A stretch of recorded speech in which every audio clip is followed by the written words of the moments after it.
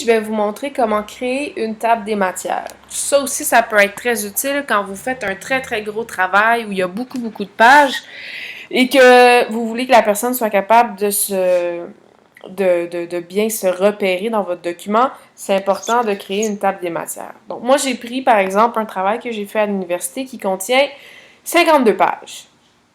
Et je veux faire une table des matières pour pas que mon prof soit trop perdu dans mon document. Donc, ce qui est important pour faire une table des matières, c'est premièrement quand vous identifiez vos différentes sections. Donc, par exemple, ça ici, les 2 premières pages, c'est mon introduction. Donc, tiens, je vais lui donner le texte Introduction. Et là, je peux changer, je le veux gras, souligné, puis je le veux en taille 16, par exemple. Ensuite, il y a quelque chose supplémentaire que je dois faire. Vous voyez ici, c'est écrit style. Si vous appuyez sur la petite barre ici, pas la petite barre, mais la petite flèche, vous avez différents styles qui s'offrent à vous.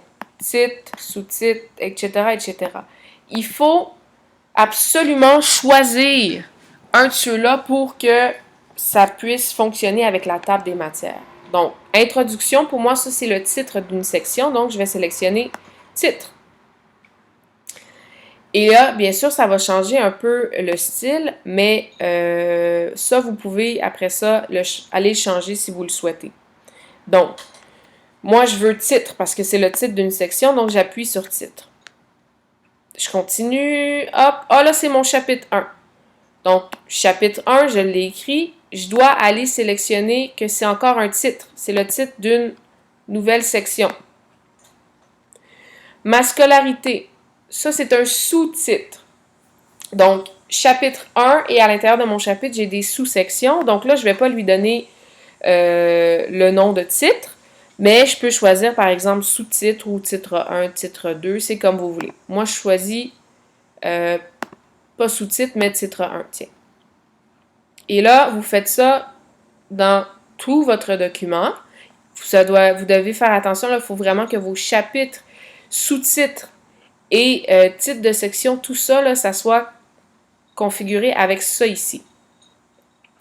Ensuite, une fois que ça c'est fait, vous êtes prête à insérer votre table des matières. Donc, vous allez appuyer sur la page sur laquelle vous voulez mettre la table des matières.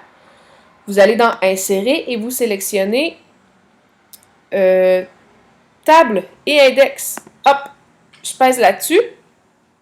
Et là, vous avez différents choix. Vous voulez un index, vous voulez une table des matières, table des illustrations, table de référence.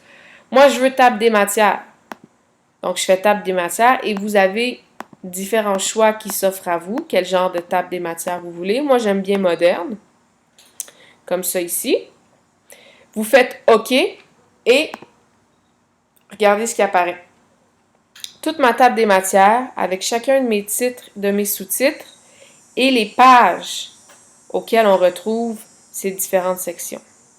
Et ce qui est génial, c'est que si vous sélectionnez, par exemple, je voudrais me rendre directement à la page 18, puis j'ai pas envie de défiler sur tout le document, vous regardez, vous appuyez sur la page 18, il y a une petite main qui apparaît. En cliquant dessus, ça m'amène directement à la page 18.